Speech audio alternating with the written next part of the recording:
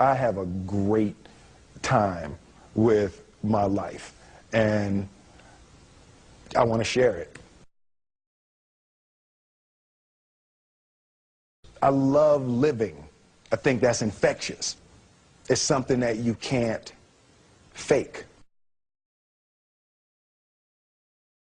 Greatness is not this wonderful, esoteric, elusive, God-like feature that only the special among us will ever taste. You know, it's something that truly exists in all of us. It's very simple. This is what I believe, and I'm willing to die for it. Yeah. Period. It's that simple. I know who I am, and I know what I believe. I know who I am, I know what I believe. That's all I need to know. And that's all I need to know. So from there, you do what you need to do. Yeah. You know, and I think what happens is we make the situation more complex than it has to be. Because we're looking for complexity. There's got to be something complex to understand. It can't be that easy. No. We didn't grow up with the sense that where we were was where we were going to be. You know, we grew up with the sense that where we were almost didn't matter because we were becoming right. something greater.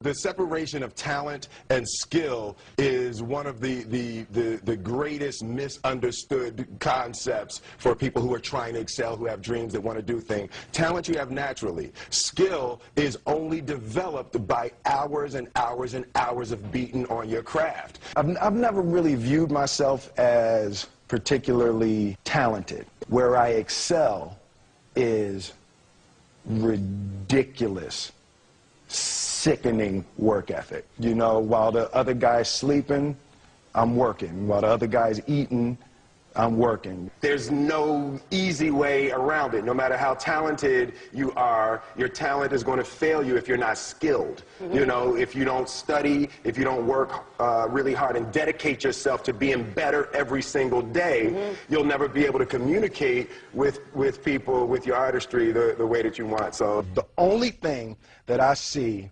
that is distinctly different about me is I'm not afraid to die on a treadmill.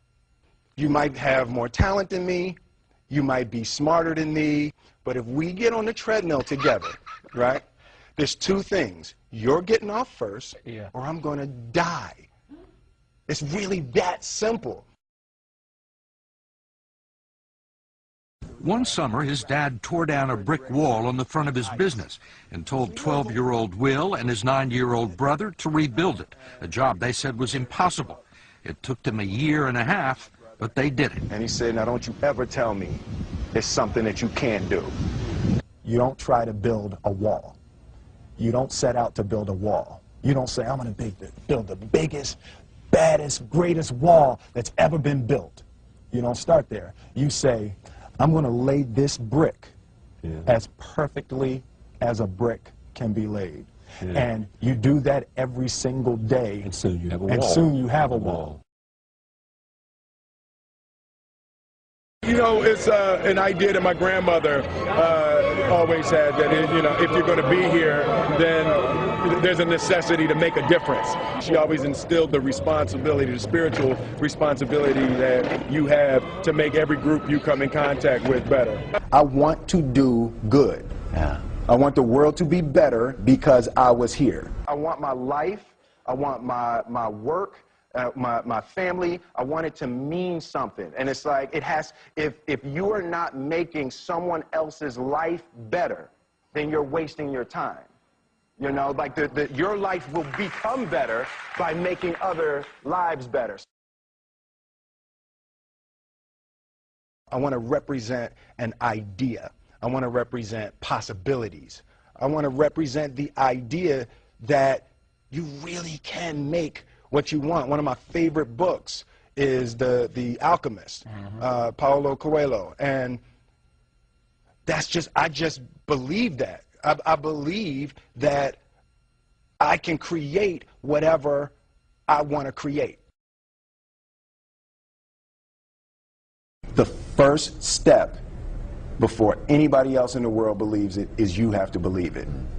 There's no reason to have a plan B because it distracts from plan A.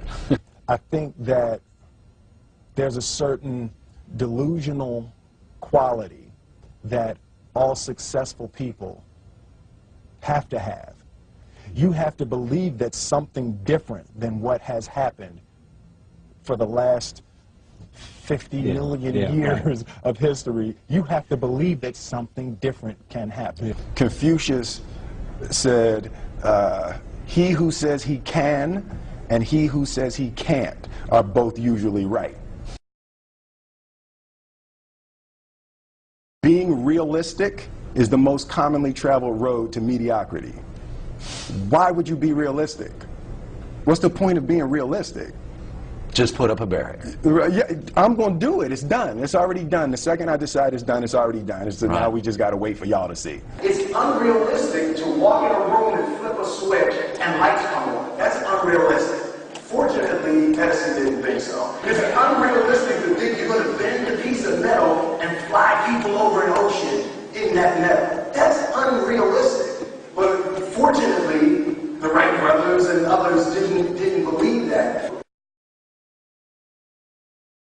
Our thoughts, our feelings, our dreams, our ideas are physical in the universe. That if we dream something, if we picture something, if we commit ourselves to it, that is a physical thrust towards realization that we can put into the universe. That the universe is not a thing that's going to push us around. That the world and people and situations are not something that are going to push us around. That we are going to bend the universe and command and demand that the universe become what we want it to be. I study the patterns of the universe. There's a redemptive power that making a choice has, you know, rather than feeling like you're at effect to all the things that are happening. Make a choice, right? You just decide what it's going to be, who you're going to be, how you're going to do it. Just decide. And then from that point, the universe is going to get out your way. It's like it's water. It wants to move and go around stuff. You know, there's a flow of the universe that I've grown to know just how to go with it. I realized that to have the level of success that I want to have, it's difficult to spread it out and do multiple things. It takes such a desperate, obsessive focus. You really got to focus with all of your fiber and all of your heart and all of your creativity.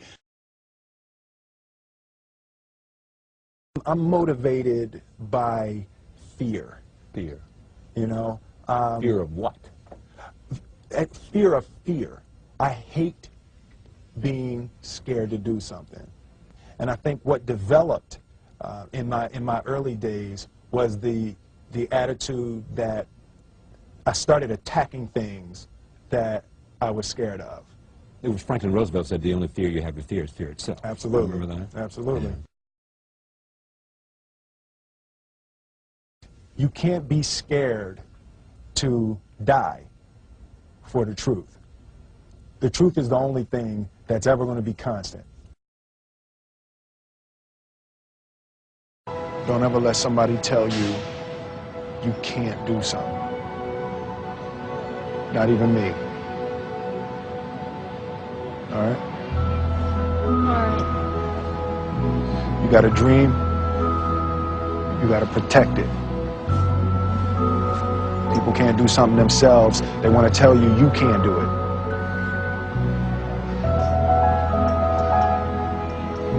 You want something, go get it. Period.